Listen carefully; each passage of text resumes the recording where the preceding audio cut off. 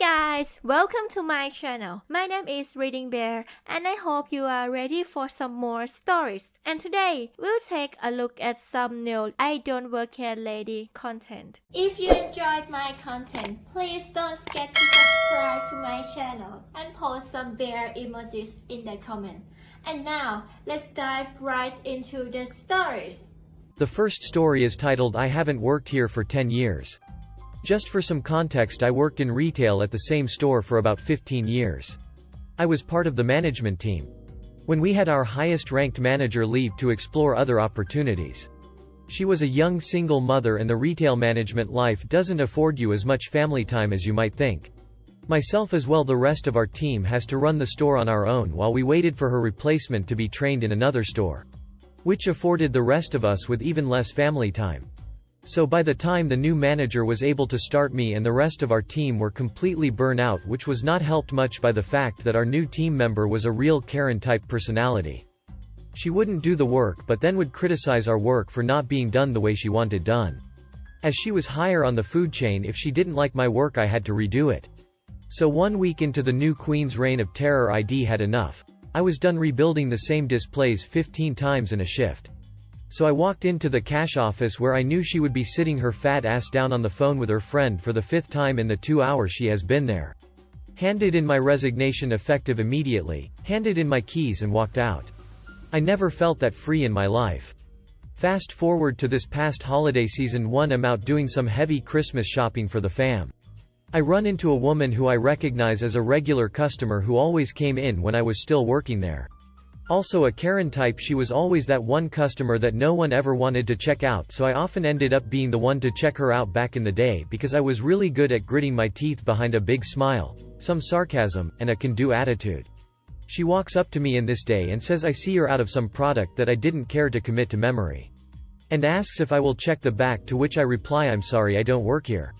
I am clearly not in the company dress code as I'm wearing a winter coat for starters, but also sweatpants, snow boots, and a winter hat.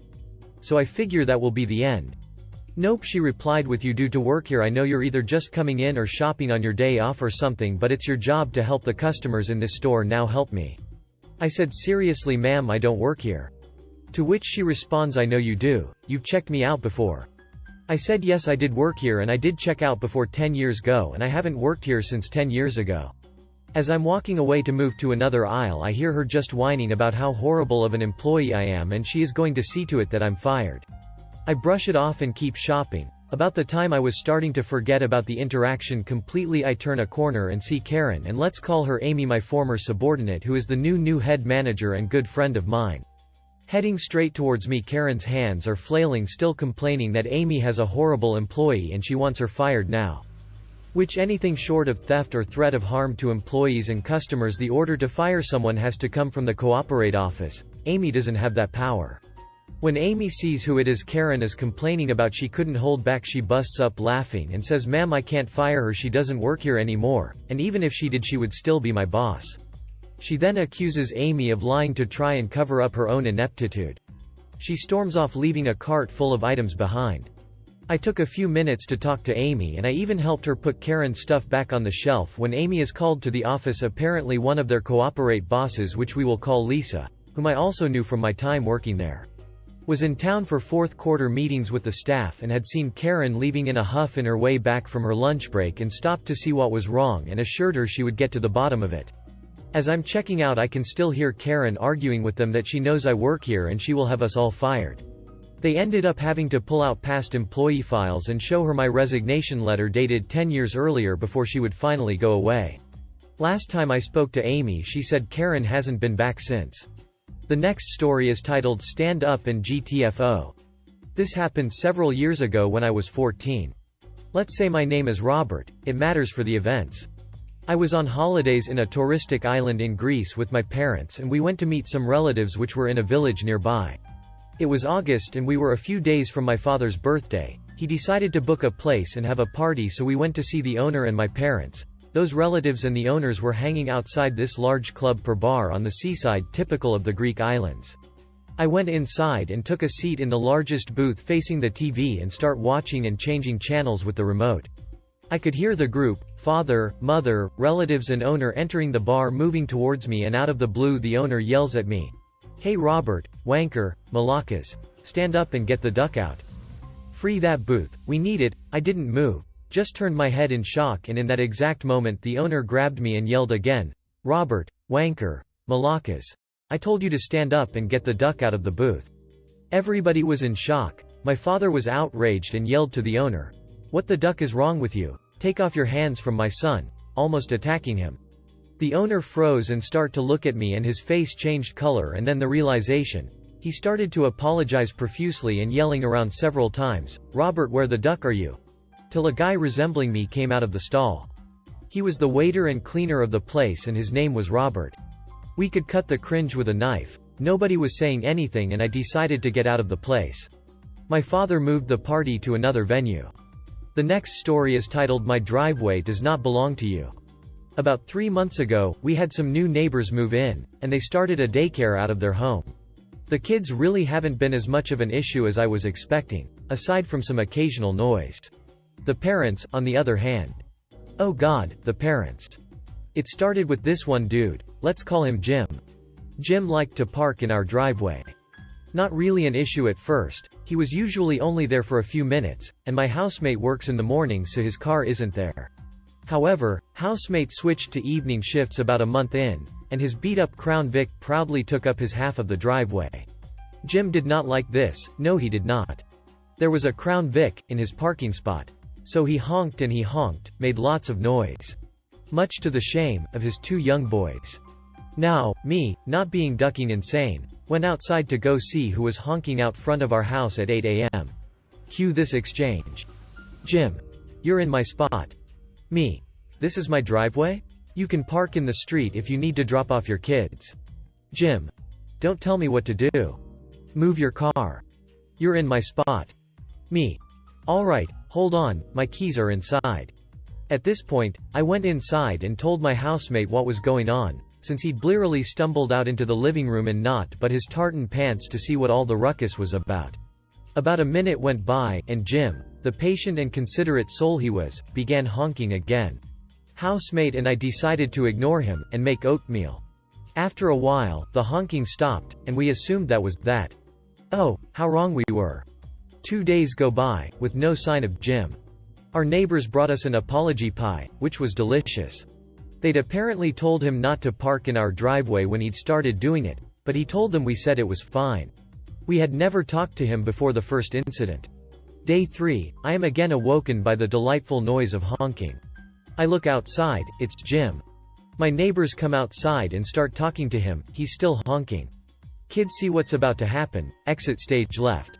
I come outside, along with housemate, who is again in only tartan pants. Jim. You honk need honk to honk get honk out honk of honk my honk spot honk honk honk. Housemate. Nope. Not today, crazy. Jim. Hun hun cone cone conk. Housemate. I'm gonna call the cops, zombie microwave. Me. Tell them to bring a straitjacket. And a fancy padded van. And maybe a tow truck. Jim. Your pants make you look like a idiot. At this point, Jim had at least stopped honking. You'd think he was trying to seduce a goose.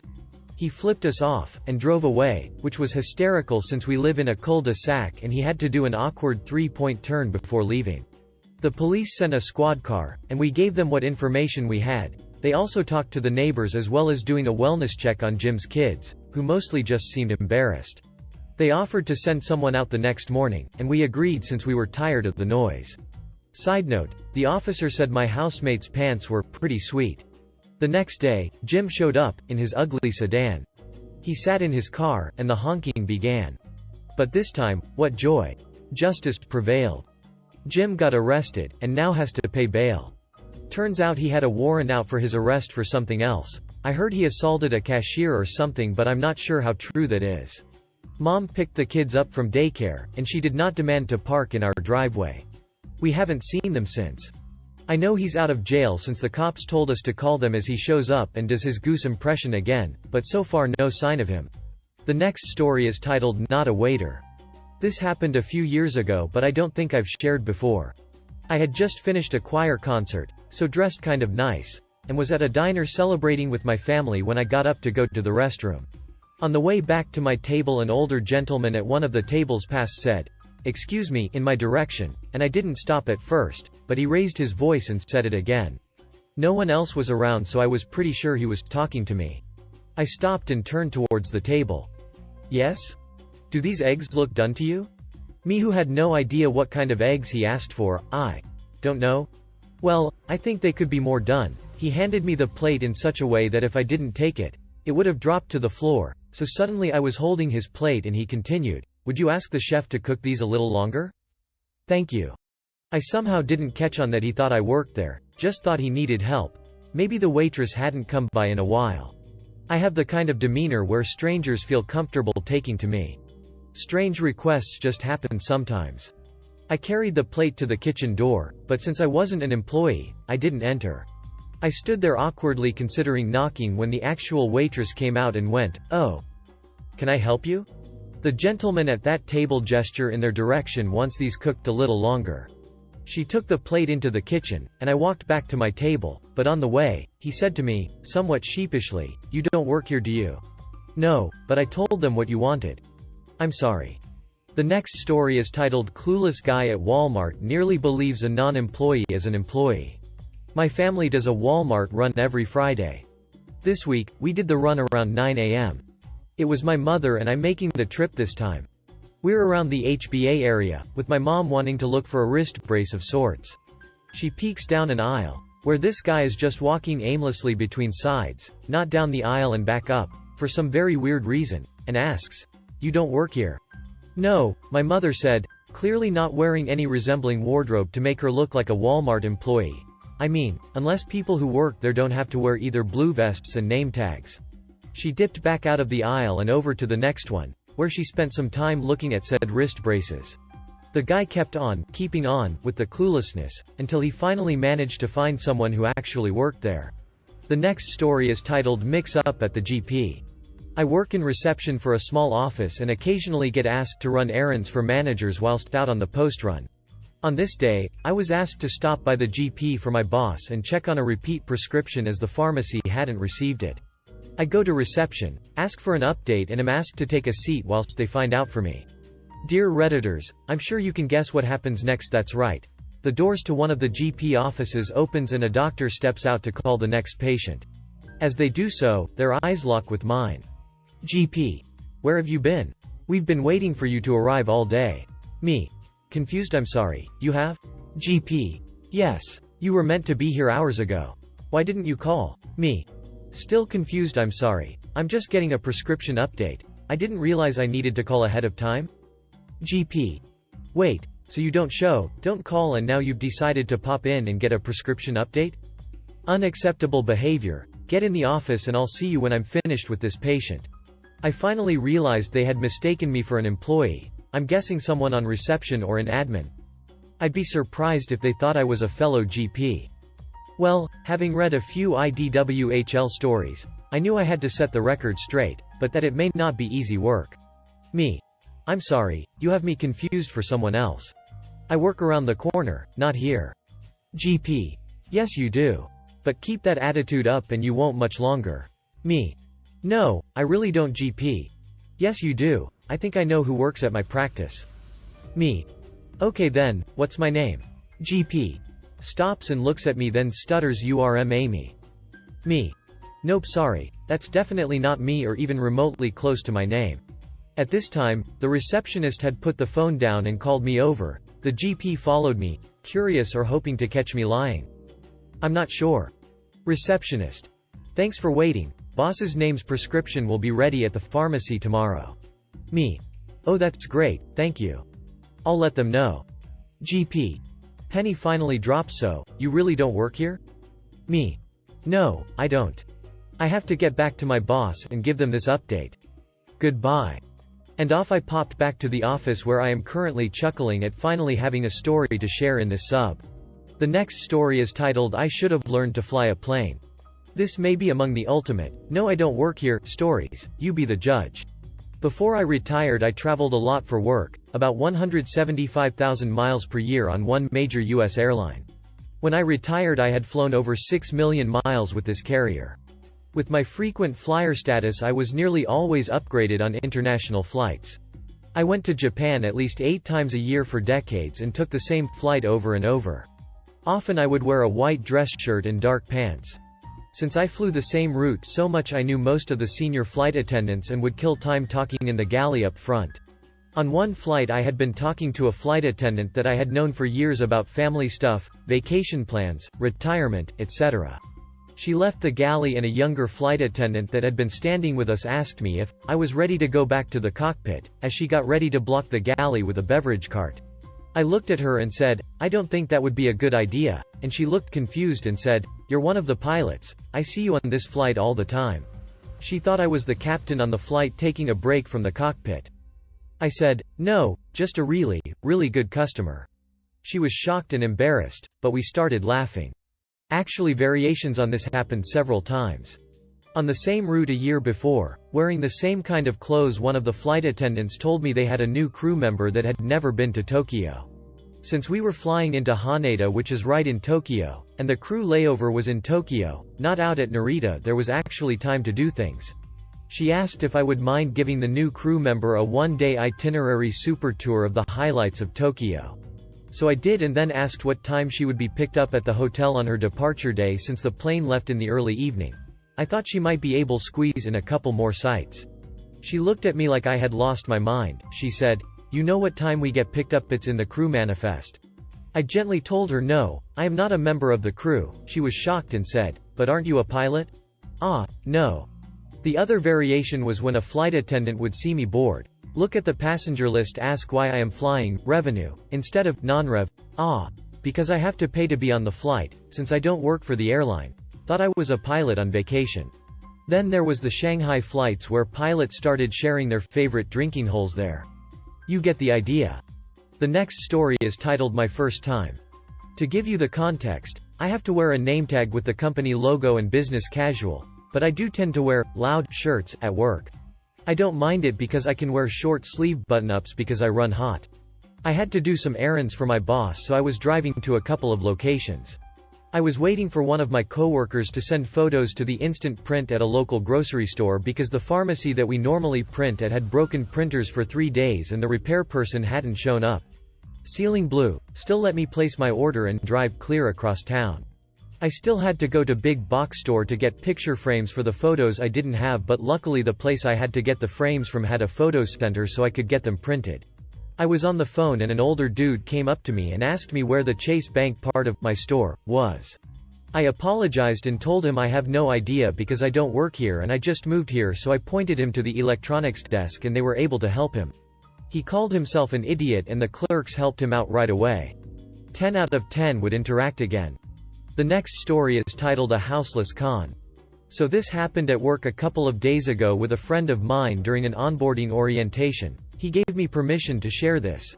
As the new hires were introducing themselves, he noticed someone who was clearly houseless. Work retail for a few years, you can tell.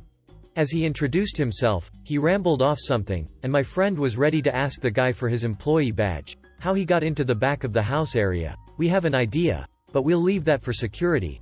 But then, the HR manager, cluelessly tells the guy to leave off and they'll continue on. He is there an hour and finally says, "Yup, I'm good," and gets up to leave. HR manager asks what department he's in and my friend stops them and says not to bother, as the guy was clearly houseless, while the guy grabs a case of water, 24 8-ounce bottles, a bunch of flyers, and walks out. HR manager had no clue what happened until my friend explained to them. Word around the fire is that there's going to be a meeting between HR and security next week over this. If you enjoyed the video, please subscribe to the channel and post some bear